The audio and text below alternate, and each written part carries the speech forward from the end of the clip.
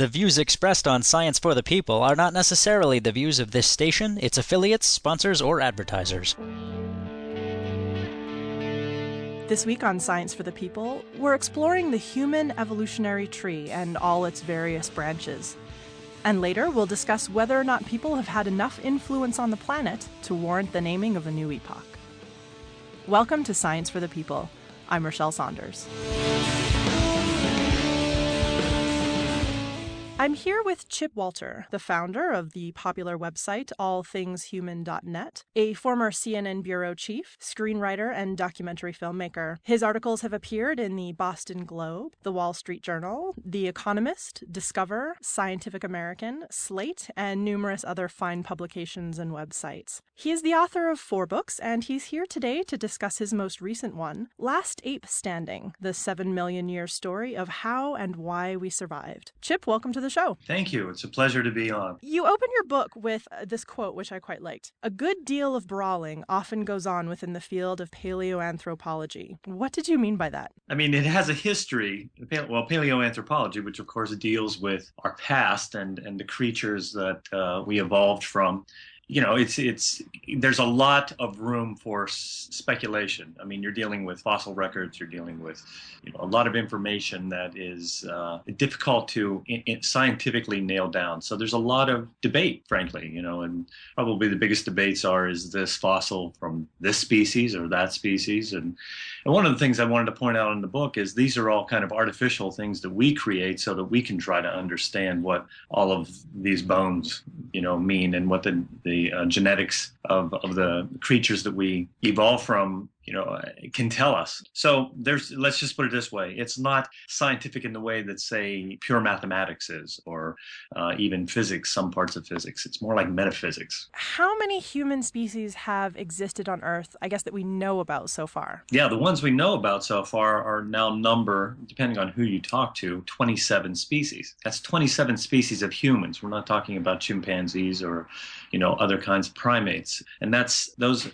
defined essentially as upright walking, savanna apes would be another term that you could use, that, scientists consider to be human species that have been found and lived between now and the past 7 million years. So we often think of the human species and the human evolutionary process as sort of stretching out behind us in a long kind of single file line. But the truth is, as it so often is, much more complicated. And a lot of these human species actually existed at the same time, possibly competed with each other. Yeah, I mean, there's a lot of evidence for that already. And again, I think that we're going to find, if we found 27 so far, I'll just take a wild guess and say that we're going to find at least 100 other human species that existed. Not all at the same time, but over the last 7 million years, meaning that many of them coexisted. And just as recently as 75,000 years ago, we know of right now somewhere in the neighborhood of 4 to 5 human species, because there's some debate, that were coexisting at the same time. 75,000 years ago in evolutionary terms is nothing. Even as recently as 25,000 years ago, there were 3 or 4.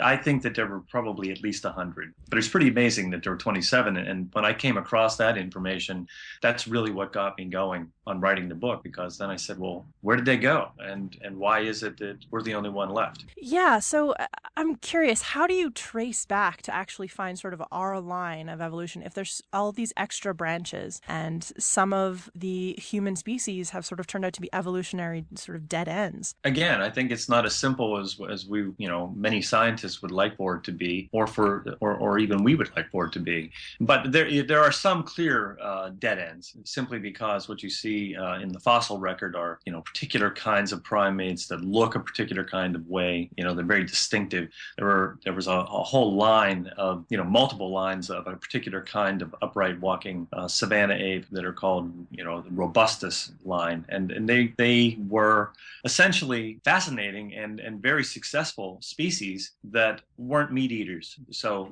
they had these big jaws and they had rather large heads and they had this crest, a sagittal crest, across the top. It was almost like a helmet. And so they had a very distinctive look. And so it's easy to see that they just kind of stopped. They kind of of disappear probably around 3 million years ago. So, but they had about a 1,000,000-year run, so they were doing pretty well. 1,000,000 years is a long time. I mean, like, A lot of time. our Yeah, species hasn't been around for 1,000,000 years. no way. I mean, we've been at maybe at 200,000 years if we're lucky. So let's go back to the beginning, as it were. When did the first human species appear? Well, again, it's always tricky, and there's debate, but general consensus seems to be that right around 7 million years ago, you begin to see the first evidence of, in Chad, country of Chad in Africa, you see the very first evidence of what appears to be an upright walking primate. Probably walked upright and also walked in trees. You know, you don't have very much fossil record left, so you're trying to extrapolate a lot from a few bones. But it's around that time, and some people will say that some scientists believe that this was actually the last. This may have been a precursor to the first humans. You know, this might have been related to both the chimpanzee line and our line. You know, before we actually split off, but. And we'll let them debate that, but that's around the time when you begin to see the first, savanna primates. We've already talked about upright walking, and that is really one of the big things that differentiated this kind of first properly human ancestor from other primates of that same era. That's key. It's a key thing, and for a whole lot of different reasons. It set in motion so many, events that essentially led to us coming into being. By 3.5 million years ago, with Lucy, the famous fossil, you see that a line of savanna apes, almost all savanna apes, are walking upright full time, and that changed not only the way they move, but it increased their chances of survival. That's probably why they were selected to walk upright, because when you're in a jungle, walking upright is not particularly helpful. When you're in the savannah, it's very helpful. But in walking upright, our pelvis, the birth canal also became smaller, and that created huge problems. At the same time, it was helping us survive. I'm going to get to the birth canal issues in just a second, but what were some of the benefits for living in the savannah when it comes to walking upright? We were kind of forced by climate change. Before 7 million years ago, or around 6 million years ago, you've got all kinds of apes, primates all over the planet, everywhere, most of them in jungles. And then because of climate change, you start to get this savannah very slowly. You begin to get this savannah environment. And that means it's much more open. There's not food, literally low-hanging fruit all over the place. You have predators out there that are also evolving. So you have big cats that are out there that are nasty hunters, hyenas, that sort of thing. And so you've got to be able to get around, and you've got to be able to get around efficiently, and you've got to be able to see better. And standing upright helps you to do all those things. But if you're bent over walking on all fours, knuckle walking like most jungle primates do, you use up twice as much energy, actually. So walking upright, you use half that energy. And that's important because it's going to take you a lot longer to find food. It's just not around. And find water, and also to be keeping an eye out for the other predators that are around that might want to have you for lunch instead of the other way around. Does walking upright give us any kind of speed advantage over knuckle walking? Yeah, animals can move pretty fast on all fours, but it does give you an advantage, and we became very good. Took a while, but we became not only good walkers, but very good runners. What we're really good at is, we're fairly fast, but what we're really good at is long distance running. I mean, there are still tribes of people that can run animals literally to death. So our line of humans, developed really kind of incredible ability to just run long distances. And I suppose when you're roaming around looking for scarce food, that's probably a pretty good advantage. Yeah. I mean, you literally can just keep running the animal down until it gets so tired that then you can kill it. You're listening to Science for the People. I'm here with Chip Walter, author of the book Last Ape Standing, the 7 million year story of how and why we survived. I was surprised how important the evolution of the big toe was in all of this. I never really, sort of gave it much credit. I actually came across that, and that was a big part of the previous book I wrote called Thumbs, Toes, and Tears, and Other Traits That Make Us Human. Because I was looking for, well, what are, if you could try to figure out what are the really most basic traits that humans have that you could trace almost all of our behaviors back to. big toe turned out to be enormously important because you can't really stand upright without a big toe. And all you got to do is stub it, which happens from time to time, to realize how important it is. First of all, it's incredibly painful when you stub your toe, which is one way of nature telling you that something's important. The other thing is that it enables us to, support an enormous amount of weight, shift the weight on our feet, be able to run, cut, jump. When you see a football player or a basketball player or any kind of athlete, or a ballet dancer, moving the way they do, they simply would not be able to move the way they do without a big toe. And we take it for granted, but it's absolutely necessary. If you lost it, you wouldn't be able to do any of those things. Now, it wasn't just walking upright that started to set us apart from our closest relatives. Our brains were also undergoing some key changes. Yeah, they were growing larger, and probably, again, you could debate this, and there are probably lots of reasons why things happened, but they were growing larger among savanna primates. For the first couple of million years, they weren't growing larger real fast, but they were getting bigger. And that probably means they were getting more complicated, more complex. And that probably means that there was a selection process taking place that selected for more intelligence. Because when you're out there and it's really rough out there on the savanna, if you're smarter, chances are you have a better chance of surviving. The problem was that our brains were getting larger, pelvis was getting smaller because we were standing upright, and that narrowed the birth canal. And so really get to a point in evolution around 2 million years ago where you've got a real problem because you can't get a larger brain out, in birth, without somebody dying, mom or baby dying. And so there had to be some kind of a solution that evolution came up with. And, or we wouldn't be sitting here talking. I was wincing all throughout that. You couldn't see me. But, so what was the solution? It was really a smart solution. I guess, evolution has a way of figuring things out, or I suppose you'd just die off.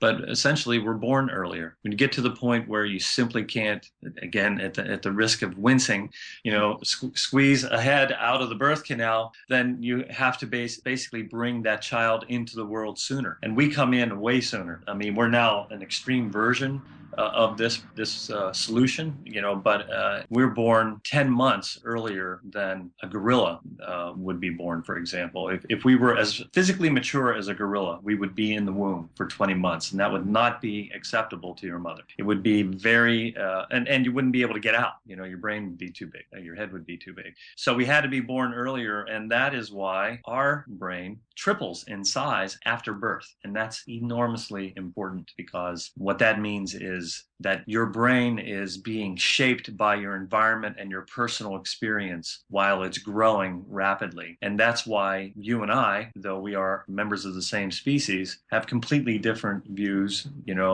proclivities, talents. We see the world differently, because during those critical first 3 years, we were in different circumstances, and our brain was shaped by different experience. We've solved the problem evolutionarily of big heads and walking upright. We've got that sorted out. But now we have a new problem, which is human babies are now born really helpless, which is probably its own evolutionary problem, really. Oh, yeah. It's kind of amazing, really, when you think about it, that we're around at all, because when you get to the point where you have these incredibly helpless babies being born, and now you have parents, that are on the savanna, life's already pretty hard. And now you have this helpless baby to take care of. So that changed the social dynamics of the relationships between other members of the troop. If you look at chimpanzees, there's a lot of help that goes on within the troop, but babies are born, kind of drop out. They even help themselves get born. And whenever they come out, they're pretty much ready to go. They climb back up on the top of their mother's back,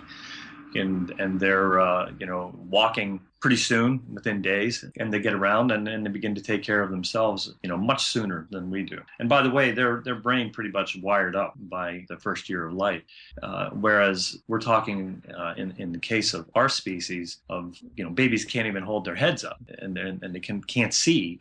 They need constant care. So you can imagine that this would change the social dynamics within the troop, because you've got to have mates that are useful and helpful. You've got to have grandmothers and grandparents fathers, others in the troop. So you wanted to do everything you could to increase chances of the troop continuing. Now, you mentioned already one group of sort of human evolution that was going on, which I believe was the robust humans, but there was also kind of a parallel set of species that were evolving as well, which were the gracile humans. That's the group that we're descendants of. And those were the ones that essentially began to have to deal with this problem of earlier birth because they, at some point, for some reason, decided that they would eat less nuts and berries and fruits and tubers and that sort of thing, which is what the robustus group was eating, and why they needed these, large teeth and their big heads and everything. And we were eating more protein. We were eating probably essentially roadkill. We were carrying whatever was left out there because we hadn't developed at that point into great hunters like we would later. And so, but we were getting more protein, and what that was doing was that was accelerating the growth of the brain. And so that exacerbated that problem of early birth and upright walking. But it also was essentially a way of evolution saying, you know what, we're going to opt, instead of bigger stomachs and being able to eat all this other kind of food, we're going to opt for bigger brains, even though it's a more dangerous approach. It just turned out that it worked. It's really kind of unusual in evolution for that sort of thing to happen because it lengthened our childhood and it lengthened the time before we would bring new children into the troop. It also made child rearing so much more intensive. Yeah, again, because all you have to do is, look at a mother or father grappling with a 2 or 3 year old in the grocery store. You've got big cats roaming around. It's very dangerous. Not only you're dealing with disease and climate and, just getting food every day, you have to feed this new baby.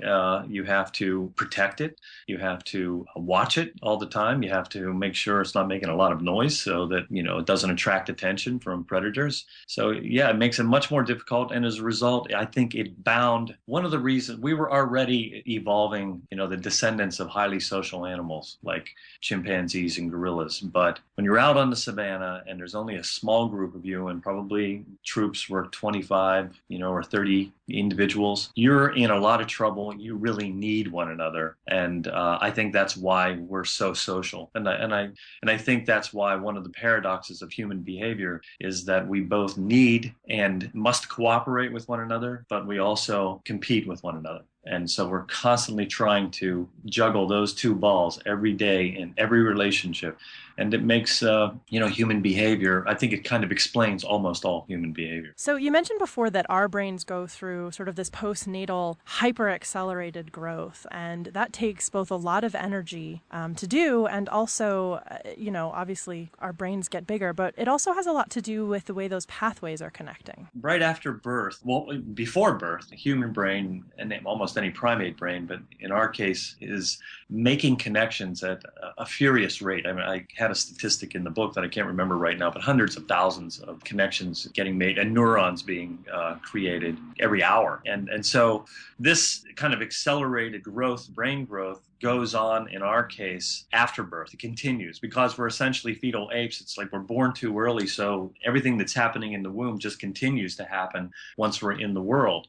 And that goes back to what I was saying before. This is happening at the same time that you are experiencing the world as an individual. This is critical to the reason why we are the way we are. It's why different people have different ideas, different views, different creative insight. And, all this begins right after birth and during those early years. And we have this elongated childhood, which to me is essentially why we survived. It explains why we're the last ape standing. And during that childhood, we are shaped by our environment, and we carry those, experiences and the brain that is shaped by those experiences into our life. And that's what makes us all different. In your book, you gave for me, what was a really startling example of this kind of thing, which was the story about anthropologist Colin Turnbull encountering Baumubti, I'm sure I've pronounced that wrong, tribesmen looking at a herd of buffalo. Right, yeah. I came across, it's just a great story. I came across that years ago, and then I remembered it whenever I was researching this particular part of the book. And it's a great example of how your environment environment shapes the way your brain works. Well, the story is that the scientist was working with pygmies in Congo, had become very close to a lot of the people in the tribe, and he made a trip later with one of the members of the tribe, and they were standing. One of the things you have to remember about pygmy tribesmen is that they grow up in dense forest. So they really don't ever see very far because there isn't, anything that's far away in the distance. Everything's close. So, when he went he was standing on a precipice above a savanna with this tribesman, and they were looking out at a herd of, I think it was wildebeests. The tribesman thought that they were bugs that were out there, because he thought that because they were small, they were, right on the ground there, and simply looked like bugs. And they kind of astounded the scientist, because he said, well, no, they're far away, and they're actually rather large, but because they're far away, they look small. And it was just a graphic way of showing that this tribesman's brain literally could not see distance. It just hadn't ever had to. And so the connections in the brain that are necessary to see that never formed and actually get paired away later. This is, in the first couple of years of our life, we make these connections in our brains to almost everything. But later, what's not being used gets paired away. And in the case of this tribesman, since he never had to see in distance, visual cortex just paired those connections away, and he was now forever incapable of seeing things far away and realizing that they were far away. This is incredibly fascinating to me. We had a guest on a few weeks back who was talking about that visual illusion with the lines, where one line has arrows sort of pointing out and the other has sort of arrow ends, where the triangles are the opposite direction, and one looks longer than the other, but in actuality they're the same length. Right. And they did some research and some studies and found that they really only sort of people who have grown up in westernized culture or in sort of big cities where there's lots of straight sidewalks and lots of parallel lines and sort of vanishing points and perspective do people actually see these lines as being different. But if you haven't grown up in that kind of culture, if you've grown up in a sort of natural environment without these kinds of straight roads and big straight tall buildings, you see these lines as being the same width. The illusion isn't there, which I feel is very similar to this. It's really fascinating. Yeah, it is fascinating, and it really makes you think or realize that almost everything is essentially an illusion. The brain evolved simply, any brain, evolved simply to kind of filter all the information that's coming to you. And we just happen to have the most complex brains of any creature on the planet, as far as we know. But we're creating really elaborate illusions. Now, the illusions have to work well enough that you survive. They have to be accurate enough. But we operate under the illusion that everything we see is actually the way it is. Everything we experience is actually the way it is. Well, it isn't necessarily. It's simply the way our brain presents it to us, and it presents it accurately enough that we've managed to survive. But, there's all kinds of visual illusions, auditory illusions that we just accept as reality. You're listening to Science for the People. We'll be right back after the break to talk more with Chip Walter, so don't go away.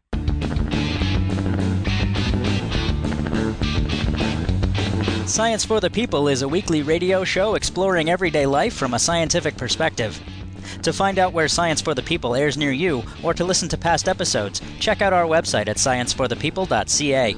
You'll also find links to connect with us on Facebook, Twitter, and Google+, or to subscribe to the podcast in iTunes. And now, back to the show.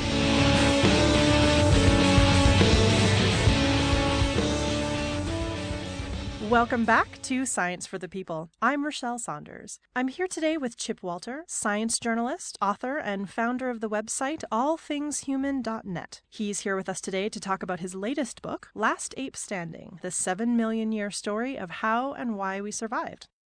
Some paleoanthropologists think that the human species at one point may have come really, really close to going extinct. Why do they suspect there was this sort of bottleneck event? Yeah, what we're talking about is us. This was 75,000 years ago. And at this point, our species has been fully evolved. We are the way we are today. We're just different technology, way further back in time, but essentially the very same people. And so we're talking about Homo sapiens being on the brink of extinction. There's evidence in the genetic record. When I say genetic record, if you it's complicated. It's explained in the book, but you can kind of look at genetic markers and you can see when a species was in trouble, and then when it began to expand, assuming that it survived, just as you can see when it ended, from a genetic record. And so what you see in our species is around 75,000 years ago, we got down to very small numbers. There was, very little diversity in the genetic code. One scientist, Curtis Marion, actually believes that there was a place that I was actually at recently for another article that I'm writing for National Geographic magazine on the origin of the modern mind, where there were these caves at the very tip of South Africa, and he believes that that was it. There were a few hundred Homo sapiens left down there. Most scientists would say that there were a few thousand, maybe 10,000 of us left scattered around Africa in pockets, but, all just barely hanging on. So do we have any theories about why this happened or what caused us to dwindle? Well, there's two things.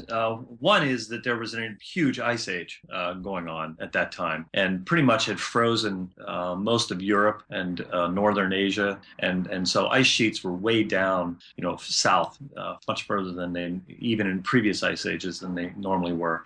And what this tended to do in Africa and South Asia is just dry things out. And when you dry things out, then you begin to, disrupt the food chain. And so animals of all kinds were going extinct. And since humans were, even then, pretty much at the top of the food chain, they just weren't getting very much food. So if you were living in the savannah in Africa, you probably died out from lack of water and lack of food. But a few pockets managed to survive for various reasons, probably. And we know that in South Africa, pocket managed to survive because they were living near the coast and there was still game and a lot of seafood. And they had learned how to, fish and live off that seafood. So they managed to survive. And after this ice age went by, passed, then you got more moisture and things improved. The other thing was that there was a huge volcanic explosion over in Toba in Indonesia. That's, as far as any scientist knows, the largest volcanic explosion in the history of the planet, where there were miles and miles and miles of,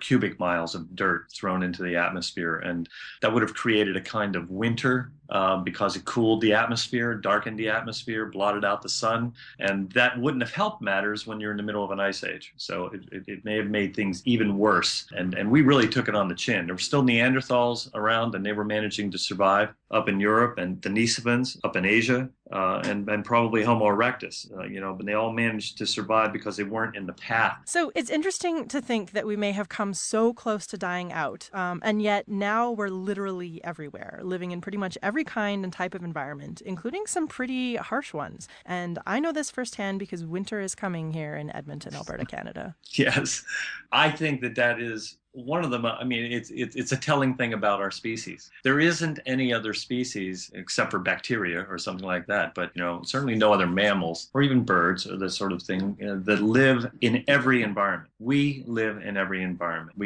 And essentially, it's because of what happened earlier in our evolution. This whole issue of larger brains and then brains that are shaped in childhood that make us much more creative. And that led to us being very inventive and adaptive creatures, so that we got to the point where we weren't simply, managing to survive what nature was throwing at us, because we were smart, but we actually began to change the environment around us so that it was more hospitable. So even though winter is coming in Alberta, you will have a nice warm place to go to. You'll have heat, you'll have windows, you'll have, a roof over your head and a car to, drive around in. And that's all because of these things that changed our brain, earlier in our evolution and made us so creative. Okay, so let's talk Neanderthals. Now, is it Neanderthals or Neanderthals? It kind of depends on whether you're, from Europe or the United States. So both are valid? Yes, both are valid. You can go either way. What do we know about Neanderthals? What did they look like, and what do the fossils reveal about how they may have lived? Well, they actually, in many ways, look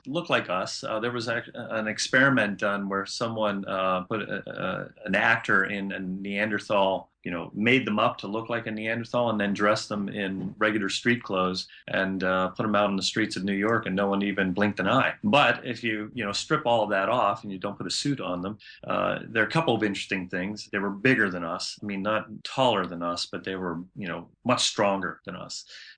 You can tell this from the bones that are found. Not only are they thicker, but you can see that the ligaments that connected to them, had to be bigger and stronger. longer. They were just an incredibly tough species. You have to remember that we split off from them from a common ancestor about 400,000 years ago in Africa. Their ancestors migrated up to Europe, and it was cold up there. And so over the next 200,000 years or 400,000 years, they were in a cold climate and they adapted to that climate, or those that survived were selected to adapt to that climate.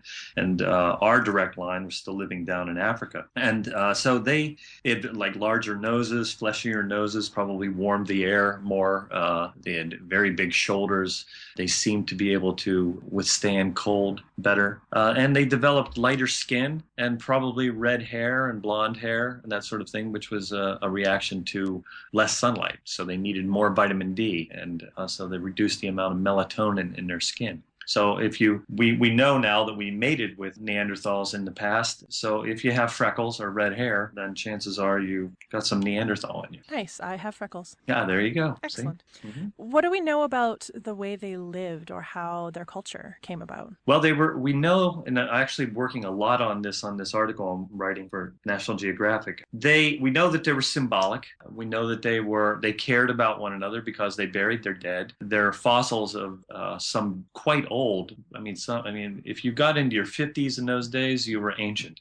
And so there's evidence of some Neanderthal who were injured or old, and yet they didn't die until they got well into old age. So that means that they were taken care of. I mean, some of these people probably couldn't walk or keep up with the troop, but the troop took care of them and kept them alive. There's evidence of symbolic use of ochre now and feathers and that sort of thing. There isn't a lot of evidence that they were cave painters, although there may have been some symbols that they used. But we don't know what their language was like. There's, seems to be some evidence that their language wasn't as, maybe quite as verbal in the sense that ours is, the syntax, that sort of thing. They might have been kind of one scientist, Stephen Mithin, believes that it was more sing-songy, and that they may have communicated, in very, very sophisticated ways, using gesture and kind of the prosody in our voices, the up and down melody in our voices, as opposed to lots of words. This is speculation, but it's pretty informed speculation. It's just interesting. I mean, we were separated from them for 400,000 years, so they obviously went another way, but they were equally as intelligent, which makes them incredibly fascinating. In addition to the harsh environments and climates they were in, there's also evidence that the life of a Neanderthal was not, a walk in the park. There's a lot of injuries and sort of damage to the fossils. Yeah, one of the descriptions that one scientist used said that the fossil, the bones that they left behind, they look like bronco busters, because it's so many broken bones, and this probably indicates that in hunting they were often injured, and there's evidence that they used spears. They used these really long 15-foot pikes, that to hunt with, but there isn't any evidence that they developed the ability to throw spears or to use spear throwers, which Homo sapiens did develop.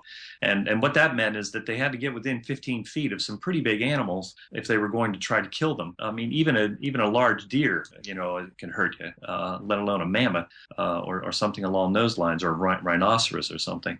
So there's some speculation that they may have, one way that they hunted was to actually jump on the back of, say, a rhinoceros and then take the pike and put it down between the shoulders to make an instant kill. That's a pretty dangerous way to hunt.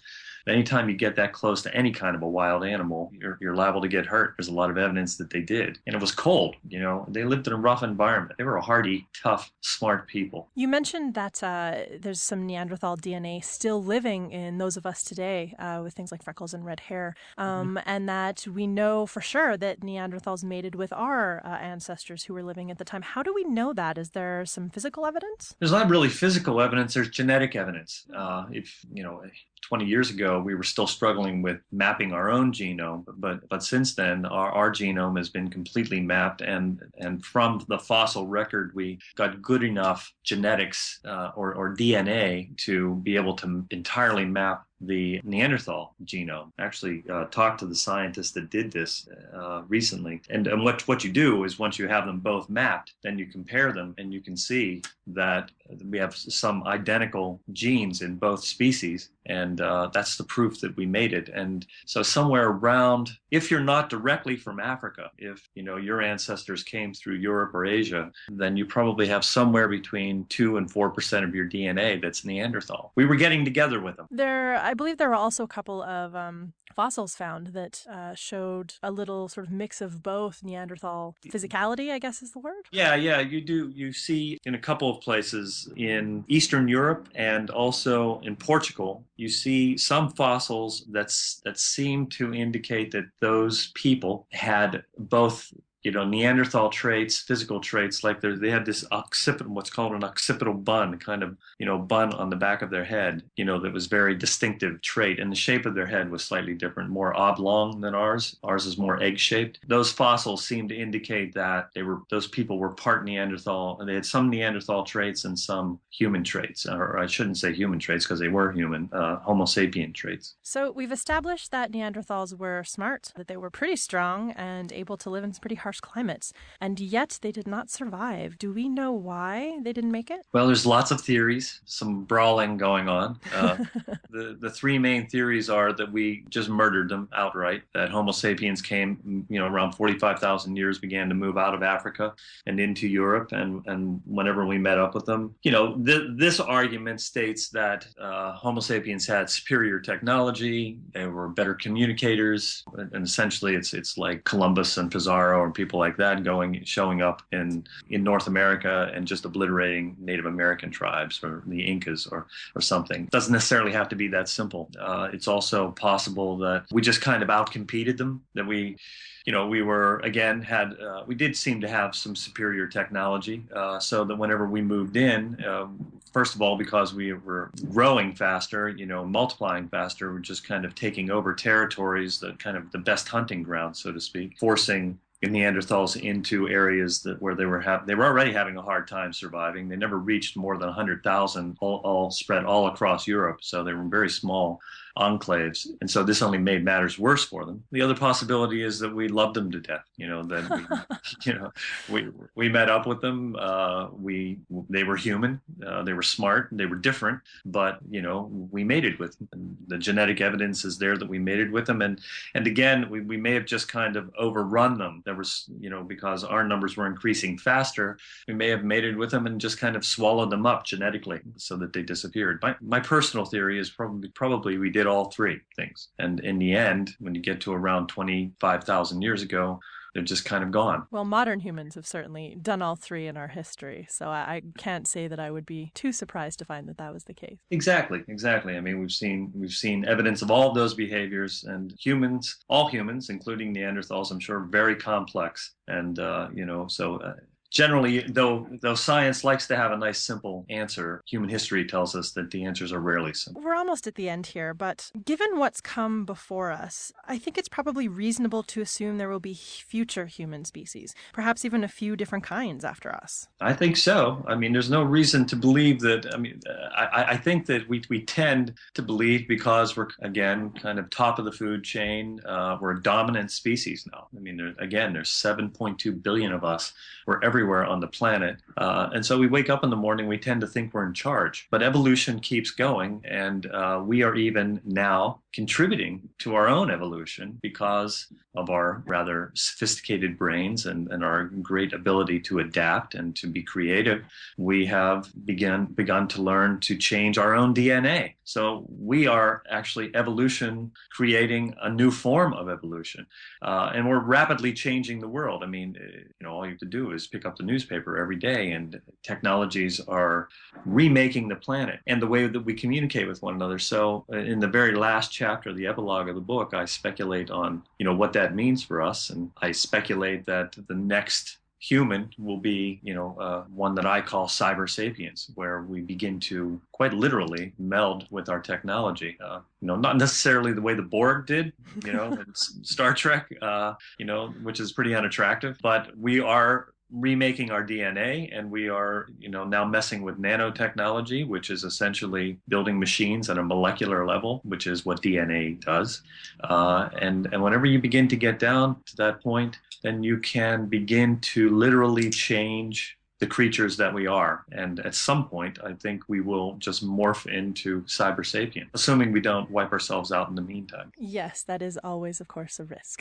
Yes. I guess it is. Chip, thank you so much for being here. It was my pleasure. I enjoyed it very much. If you want to learn more about Chip Walter and his books, you can find his website at www.chipwalter.com, a link that will be available in our show notes. We'll be back after the break to talk with Dr. Brooke Crowley about the Anthropocene epoch, why it's important, and when it started. On the next episode of Science for the People, we're learning about the power and peril of the atom with 2 books about women who were instrumental in helping us unlock its secrets. We're joined by Huffington Post editor Shelley Emling to discuss her book, Marie Curie and Her Daughters, The Private Lives of Science's First Family. And we'll speak to author Denise Kiernan about her book, The Girls of Atomic City, The Untold Story of the Women Who Helped Win World War II. That's next week on Science for the People, on your local radio station, or online at scienceforthepeople.ca. Welcome back to Science for the People. I'm Rachelle Saunders, and I'm here now with Dr. Brooke Crowley. Brooke is a quaternary paleoecologist and assistant professor in the Department of Geology and the Department of Anthropology at the University of Cincinnati. Thanks for being here, Brooke. Good morning. Okay, so I wanted to get you on today to talk about a sort of lesser-known topic in, I guess it's anthropology, the Anthropocene. So can you tell us a little bit, what is the Anthropocene? So the Anthropocene is a proposed time that represents the present. And how long it actually represents is debated, but it's the time that has been human influence. So we have had a measurable impact as a species, and that is on the globe's geosphere, ecosphere, and biosphere.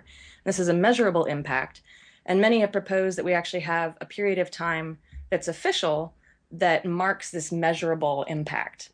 So where does the term come from? It's long been recognized that humans have an impact on Earth's systems, and the term the Anthropocene was actually first coined by an ecologist as kind of an analogy for the Holocene, which is the official current epoch. It was coined and popularized subsequently around 2000 by an atmospheric scientist whose name is Paul Crutzen, and he used it as a way of symbolizing the past 150 to 200 years following the Industrial Revolution, when humans have had quite a major impact in terms of nutrient cycling, biodiversity loss, climate change, eutrophication of freshwater lakes, erosion, and soil movement, just to name a few of the processes we've affected. Okay, let's take a step back for just a second. Can you explain the divisions between geological epochs? If we think about the Cenozoic, which is the last 65 million years, and we think about that as the age of mammals, where we've really radiated and come to be, including our own species, the Cenozoic is broken down into 2 main periods, which are the Tertiary period and the Quaternary period. The Quaternary spans the last 2.6 million years, and the Quaternary is broken down into the Pleistocene epoch and the Holocene epoch. Now, the Pleistocene is a time when climate fluctuated dramatically. So we had lots of glacial periods and interglacial periods. There's about at least 11, actually, that are currently recognized during the Pleistocene of these glacial, interglacial periods. The last major glacial period ended around 15,000 years ago, and climate has been quite stable, relatively stable, over the last 11,500 years. And this sort of interglacial stable period is what we call the Holocene today. And we're currently living in the Holocene officially, although some have requested that we actually make an Anthropocene that follows the Holocene. Why is the divisions between geological epochs important? So we recognize the Holocene as a distinct unit, although it's just really the last interglacial period since the last glacial, because it's been really important for humans as a species. We have really come to be as we know ourselves during the Holocene. So we've domesticated animals, we've domesticated plants, we've settled down into large civilizations and big complex societies, permanent settlements. And prior to the Holocene, we really only lived in small groups. We were mostly hunter-gatherers. So this has been a monumental change in how we've lived. And then that's really one of the main reasons we consider the Holocene to be a distinct unit. Now, why would the Anthropocene potentially be something that we would want to consider as a distinct unit as well? Well, because humans have had a measurable impact. So where exactly does the Holocene end and the Anthropocene begin is what's more or less the main debate.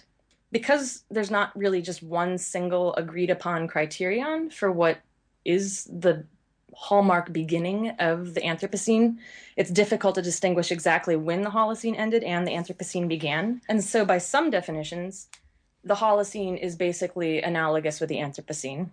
And in others, the Anthropocene would only be the last 50 to 60 years. Oh, so the Anthropocene, for some people, started like really recently. Post-atomic weapon testing.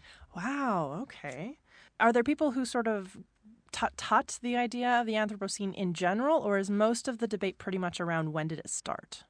Well, in my opinion, it's really mostly about when did it start. So I'd say the vast majority of people on the planet are aware that we do have an impact. I mean, there's more than 7 billion people living on Earth today, so it'd be surprising to say, well, we don't have an impact.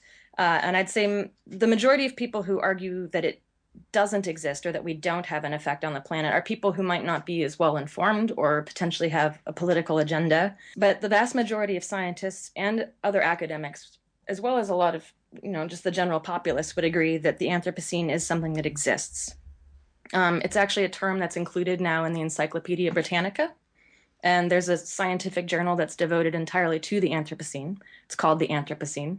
And it's all about addressing the nature, scale, and extent of the influence that people have had on Earth. So it's something that's widely recognized, although it hasn't yet been officialized. So can you tell me a little bit more about some of the competing theories and ideas, maybe specifically surrounding the start time? There's several main sort of proposals about when the Anthropocene began. And the most widely cited one is the original Anthropocene argument, which is the one that was forwarded by Paul Crutzen, which says that the Anthropocene began with the Industrial Revolution, so last 150 to 200 years. And this revolution is something that's caused global climate change, biodiversity loss, pollution of land, sea, and air. We've had resource depredation and loss of land cover, for example, deforestation, on a scale that was currently, before this time, unprecedented. And again, that's the original definition and the one that's still most widely used, but there are others. So viewpoint 2 is one that we call the early Anthropocene hypothesis. And this is a viewpoint that says that the Anthropocene began about 8,000 years ago. And this is a time when the agricultural revolution had just gotten its kickoff. So we had lots of newly domesticated animals, domesticated crops, and humans were dispersed around the globe. And we had developed agricultural practices that actually did have a large-scale environmental impact.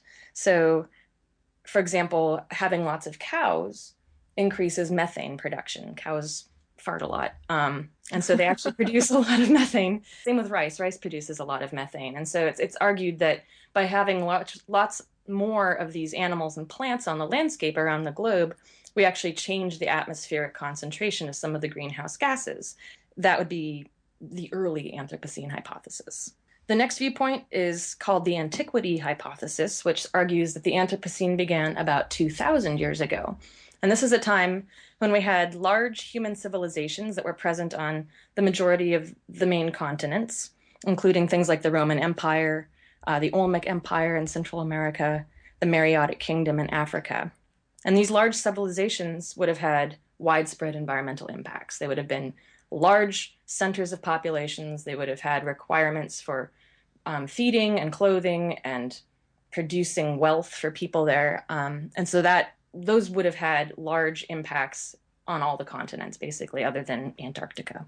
And viewpoint 4 is this idea of a nuclear age Anthropocene. And this is one in which the Anthropocene sort of began after nuclear weapon testing in the 50s. So that would have had a global impact where we would have released elements into the atmosphere, and those are now in the sedimentological record that would have in quantities that were unprecedented. And so that's really like a golden spike, if you will, for a time that's very clearly measurable on a global scale. So all of these have their merits, and they're all very, I would say, good arguments. It's just a question of which is the best and which is the most easily measurable in the long term. It's interesting. I'm sitting here thinking to myself, wow, that's a really big span of time to put a division. But we're not talking about, a couple of thousand years here. We're talking about epochs. So I guess it's actually not too big of an error bar?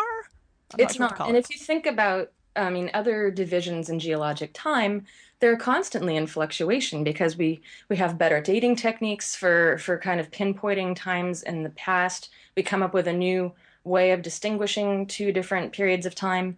And so just in my lifetime as a geologist, since I first started as a student, the division times have definitely changed. So I have to keep remembering new times. And those can change on the scale of like a million years. So, 1 to 2,000 years is very, very small point of time. It just, on our life scale, it seems like a long period of time. Geologically speaking, it's the blip.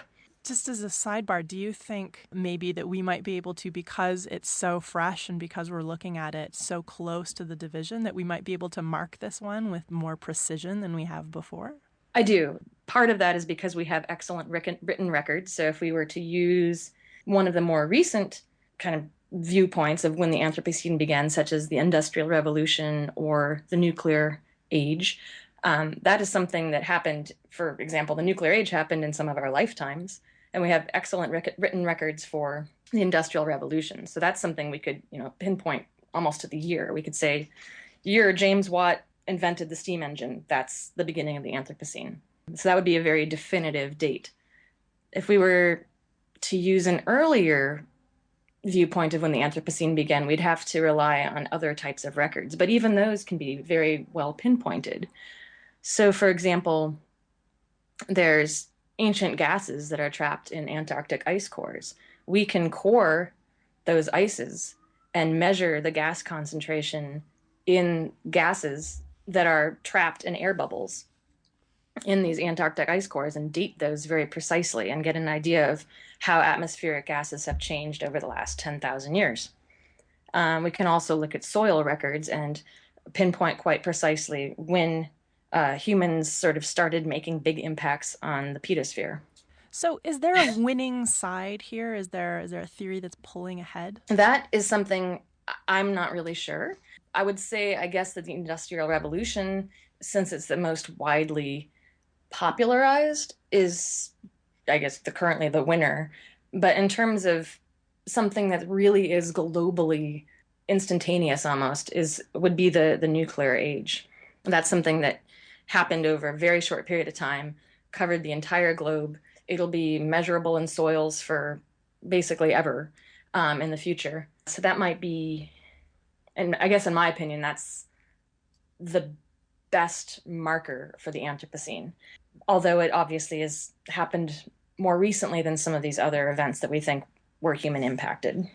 That's really interesting that you say the marker for the atomic era will be in the soil forever. I didn't really think about that, but I suppose when we're talking epochs and impact, in a million years from now, if there's still people around, that could actually be important that there's a record there.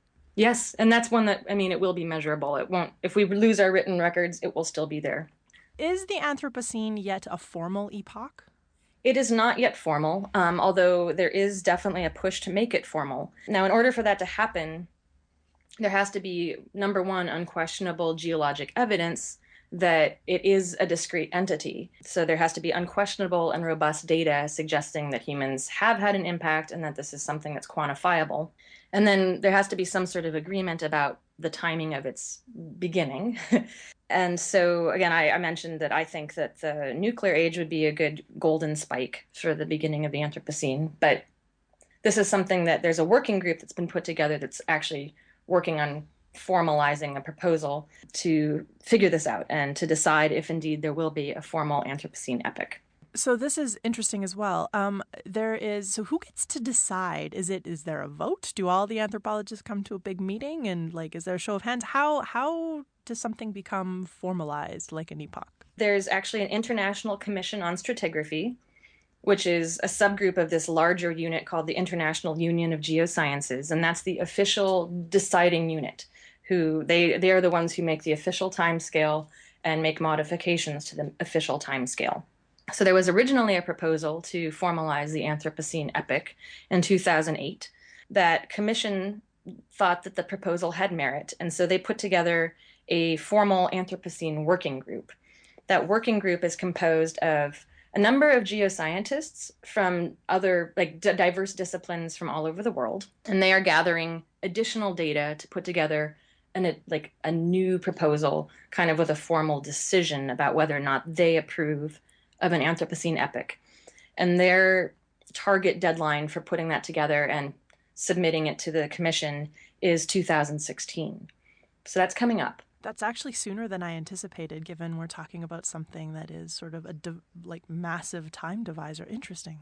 It's a big deal. People feel very strongly about it. And I mean, if it's formalized, then it's easier to institutionalize. We can teach it in classes. It's part of the official timescale. It's something that we will recognize, officially, which is instead of just saying it's this idea. And I think that will have some power. I personally would like to see it formalized. Let's sort of zoom ahead speculatively.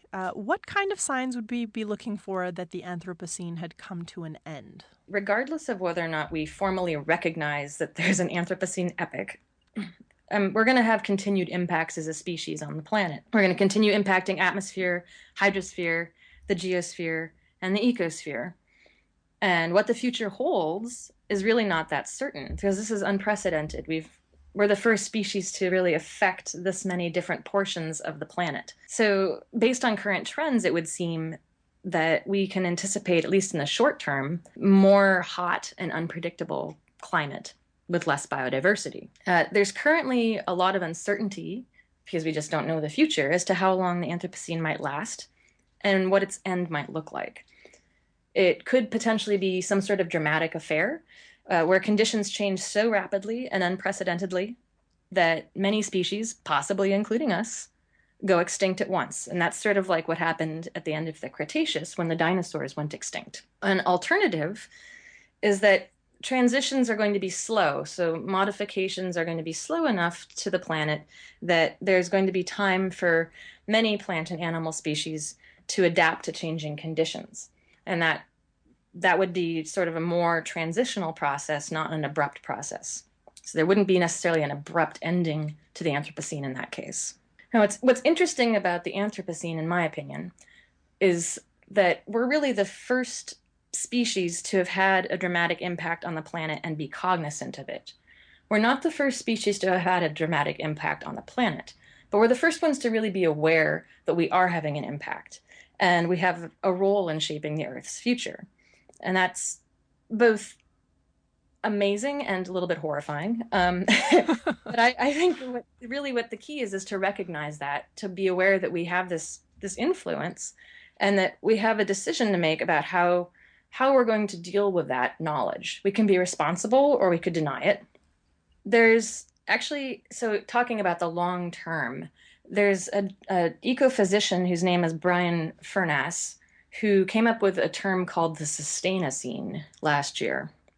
And he proposed that if humans can go about figuring out a way to kind of achieve environmental integrity and ecological sustainability, so linking ecology, society, and economy, and thinking about this broader picture of Earth as our home for the long term and something that we need to work with, that we could potentially reach this thing called the Sustainocene, where we would be able to persist as a species potentially indefinitely if we're kind of good stewards of our planet.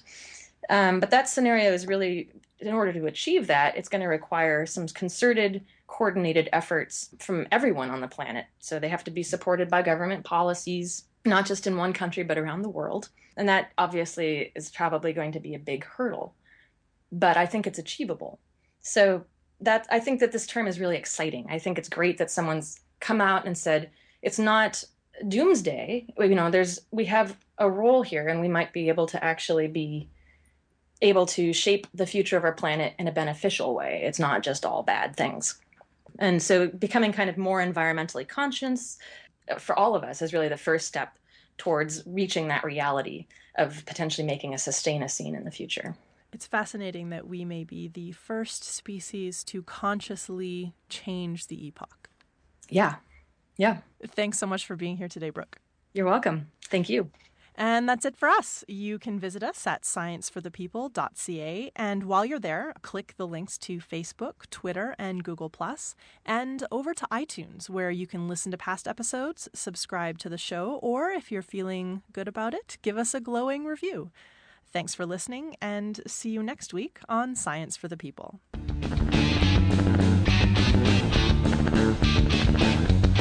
Science for the People is recorded in Edmonton, Alberta. The show is produced by Rachelle Saunders. Ryan Bromsgrove is our promotions manager. Our social media manager is Chelsea Butler. K.O. Myers updates our website. Helen Quivalon is our publishing liaison. Ed Haynes is our guest coordinator. We get research help from Josh Witten. The show is edited by K.O. Myers and Ryan Bromsgrove. Our theme song was written and recorded by Fractal Pattern, and its title is Binary Consequence. The show is hosted by Rachelle Saunders, Marie Claire Shanahan, and me, Desiree Schell.